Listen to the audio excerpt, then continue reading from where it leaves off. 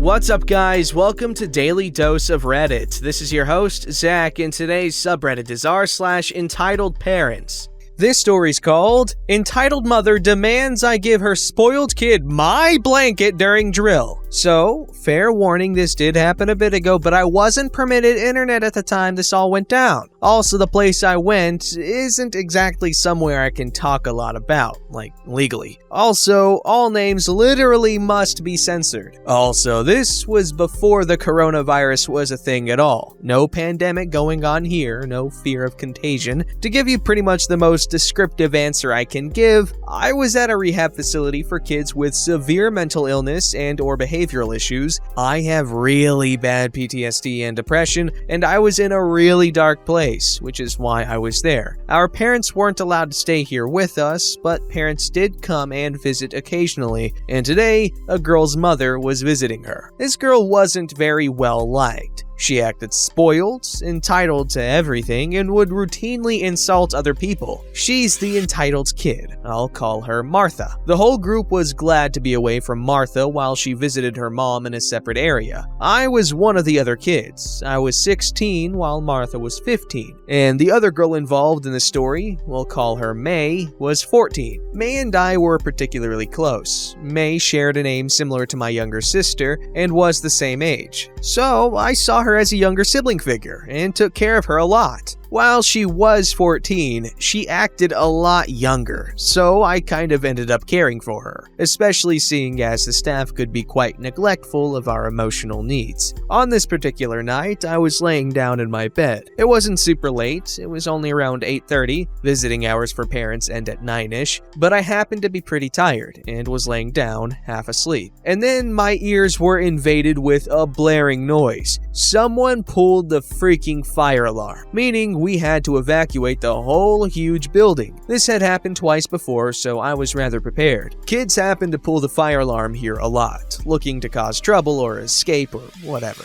It was pretty cold and rainy out, so I threw on my shoes and grabbed a blanket I had brought from home. I was sensitive to noise and got overwhelmed pretty easily, so evacuating a crowded building full of people and noise wasn't fun, especially considering how I'd hit my head on the way out, so my head was already pounding. While all this was not very fun, neither was sitting out in the cold, damp atmosphere afterwards. A kid tried running away and another tried fighting a staff member, so I was naturally pretty on edge at the time, as were most of the other kids. Martha and her mom were talking about something or other. I tried to keep as much distance as I could between us without getting in trouble. Then, May came up to me. She was barefoot on the pavement in her PJs. She hadn't managed to bring anything outside with her. I felt bad, so I opened up my blanket and let her in so she could stay warm. The kid didn't even have shoes, so this was the least I could do. I did my best to comfort her through everything that was happening, when, mid-conversation, Martha approached us and began tugging on my blanket. A moment passed, and she looked at me and said, "Can I come in?" Now, considering that Martha was fully dressed, totally okay, called me fat on multiple occasions, and made fun of May's autistic brother and made her cry, I decided, no, sorry, I can't fit anyone else. Martha continued to try and get under my blanket, but I had no obligation to her, and it wasn't a particularly big blanket. It didn't even cover my mattress, or reach my feet when draped over me, and I'm pretty short. After pestering me for a bit, Martha huffed and walked off, and I assumed it was over, until her mother came over, with her hanging back a few paces. Now, it's kind of super against the rules to speak to any kids who aren't yours here, so I was surprised when this lady started talking to me. The staff were tied up with the runners and the fighters, but our conversation went something like this. The mom went up to my face and began speaking to me in a raised tone of voice. Again, I'm noise sensitive, so not fun. "Let my daughter under your blanket." "I'm sorry, but no. Nobody else can fit, and the other girl here doesn't have shoes." "But my daughter is so cold, I think she needs it more than you two do." Keep in mind that this blanket is mine, something I brought from home to this place. I'm sorry, miss, but it's mine. I can't give my blanket to your daughter. This lady is now holding the hem of my blanket like she's about to yank it from us, and is full on yelling at us. May and I are flinching. She's scared and I'm really bad with yelling. You can't hog this blanket all to yourself. If you can't share, then you should give Martha the blanket. At this point, her yelling attracted a few staff members who weren't caught up with all the behavioral kids, who told her that she wasn't allowed to talk to us. She kept complaining about how it was unfair that I had a blanket and her poor, dear daughter had to freeze. I spent the rest of the drill comforting May, who was crying because she had been yelled at. Entitled parents are always no fun, but they're especially bad when they start screwing with mentally ill kids, such as myself and presumably May, though I still can't tell if she was behavioral or simply mentally ill. Please, teach your freaking kids and yourselves some manners. Thanks.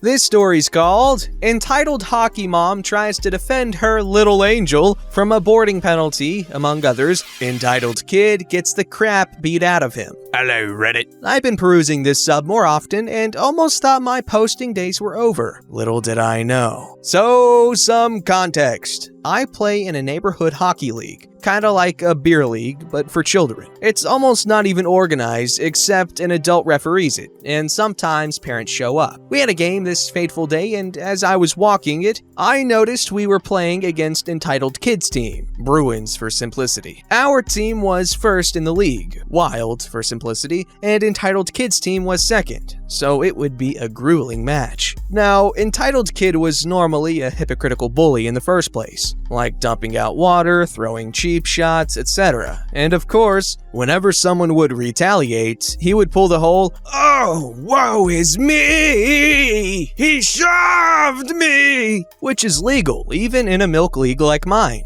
And when I say cheap shots, I mean dirt freaking cheap. He almost snapped my then crush's neck after throwing a hip check on her, causing her to do a flip and land on her head. And when the whole team came skating at him calling for his head, he deadass skated behind the ref, petrified. So yeah, this is kinda pathetic. So we've got our stuff ready and went on the ice for a pregame skate and warm-ups. Immediately, when I saw that Entitled Kid had pranked one of his teammates with a taped skate blade, which made him fall, Entitled Kid just skated off, howling. Then he yelled at his trendy for not saving the shot he had fired at him, almost going bar down, which is hella hard to save from a half goalie perspective. I shoot a few warm-ups and skate around, and eventually the game starts. I checked in my trendy real quick, just to be sure she was ready, and eventually the puck dropped. I should also mention, this was one of those games that Entitled Mother decided to go to, and earlier in the season, she had been banned for yelling at the ref after Entitled Kid got called on slashing. Skipping a decent chunk of the first period, Entitled Kid had already given 2 big hits, which were legal. I was already kinda pissed because one of them was on my, admittedly, crush. I kept playing and eventually I had a breakaway opportunity and scored. Entitled Kid smashed his stick on the ground, nearly breaking it. His coach yells at him and he goes off on the ice. On to the next period, about halfway through, he starts talking smack to me like, "That goal sucked. My dead grandma can shoot better than you, kid." Good for her, bud. At least her ankles aren't in pieces from getting dangled like yours. Please, I just lost my balance. Sure you did. It's at this point that I get a hard shove from Entitled Kid and the ref picks it up. 2 minutes in the box for interference. Entitled Mom pipes up from the other end of the rink. "Oh, come on! He barely touched him!" Awesome Ref says, "Ma'am, please be a little less out there with your complaints." "Step off, homophobic slur!" Awesome Ref raising his voice. "Do I need to remove you from these premises? Again?" "No, sir." Finally, she shuts the hell up. After the 2-minute penalty, Entitled Kid is released and immediately goes for a cheap shot on my crush. She's skating the puck up the ice, bending it like a boss, and dangerously close to the boards too. Entitled Kid takes the opportunity to smash my crush into the boards. One minor detail missed. She was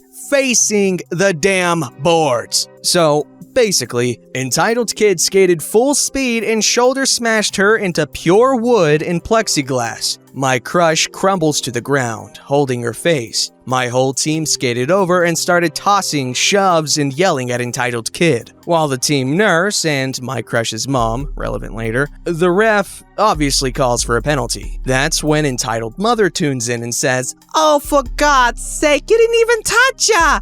She's just embellishing and being a bussy." My crush's mom goes over to deal with the entitled mother. Meanwhile, entitled kid looks down at my crush and says, "Remember how hard that smash was, then compare it to tonight's." This was the last straw. He was getting his ego raised by his teammates. I throw down my gloves and sucker punch him in the face. He moves back and throws his own gloves down. "You made a big bucking mistake, bud. Try me, bore." I throw a wild haymaker that sends him tumbling to the ice. Once he's down, I go down as well and just start wailing on the kid. His nose pretty much exploded with blood, and the whole team was trying to pry me off of him. They do, eventually, and future OP here, not before I broke his nose and jaw. We were both escorted off the ice, him because he was pissing blood out of his face like a fire hose, and me because I got game misconduct.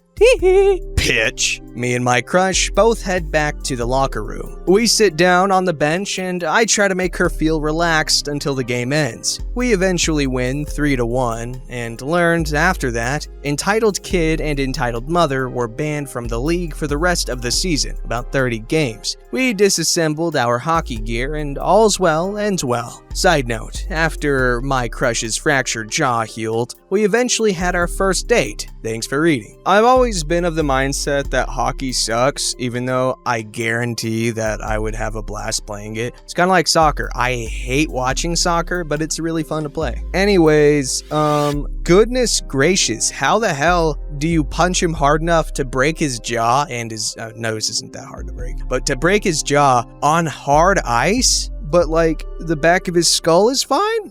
Because hockey ice is hard, man.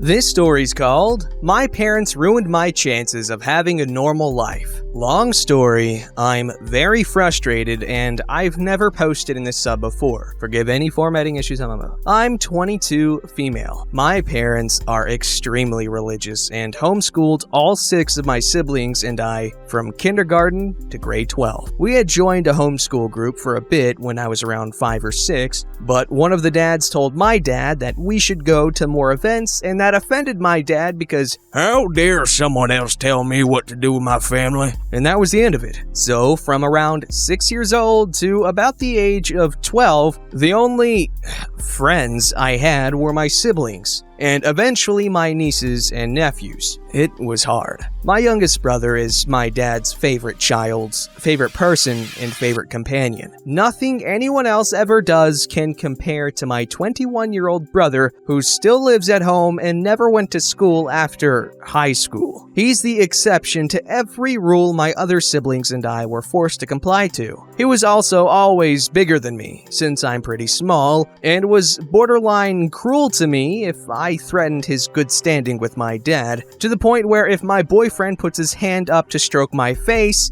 I automatically flinch away. It's hard to see my boyfriend look so sad when he just wanted to touch me in a very innocent way, and I flinched as if he were going to hit me. My dad never stopped my brother from hitting me. He never stopped him from twisting my arms behind my back, to the point where one of my shoulders got dislocated and I had to go to the hospital. He never stopped him from doing bad things to me and my nieces multiple times for years. Jeez. He never stopped him. Now, I had the unfortunate lot of being born female. As you can guess, women aren't as valuable in their religion as men are, and my parents had 4 daughters and only 3 sons. My dad firmly believed that my schooling only needed to go as far as basic math, basic English, and some anatomy. I still don't know math very well, because once I turned 12, I had to take over my mom's jobs of cooking, cleaning, organizing, helping my brothers with schooling, and helping my sisters with their kids. I was, however, allowed to join cadets when I turned 13. I smudged the truth about what we were doing so that I would be allowed to stay and make some friends. If my dad knew that I would be teaching males, he would have fought with the commanding officer and pulled me out. So from 12 to 19, the only social thing I was able to do was cadets. That's where I met my best friend,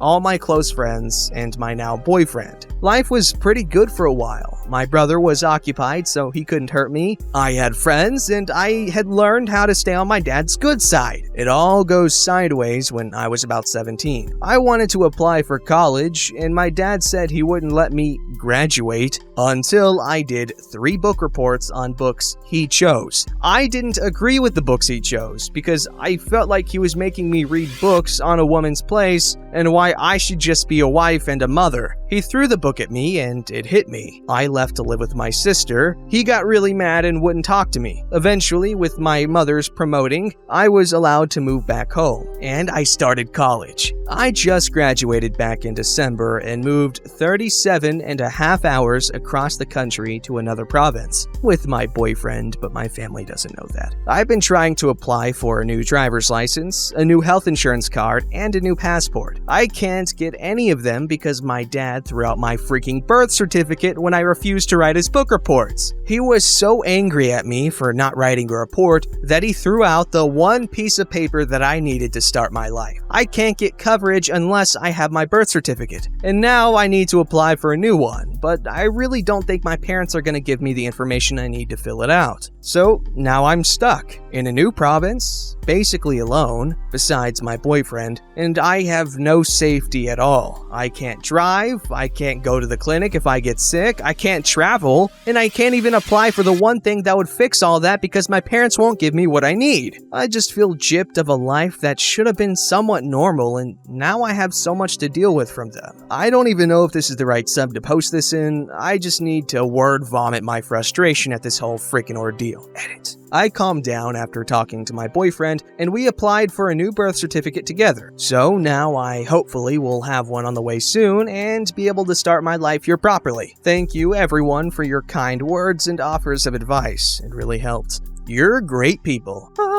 Yo, I'm pretty sure that's messed up, and I'm sure that there's some sort of agency out there that would deal with this sort of kind of stuff. I'm not saying you gotta contact them, but that's a bit much. Throwing out your birth certificate. I'm sure that's against a law somewhere to throw away someone else's very important documents. And a birth certificate, if I recall correctly, has the original hand or footprints from when you're a baby. And if you don't have that, that thing's gone. That's the one freaking actual footprint out there of your baby foot. It's gone. Don't forget to like, subscribe, and hit that bell to never miss an episode.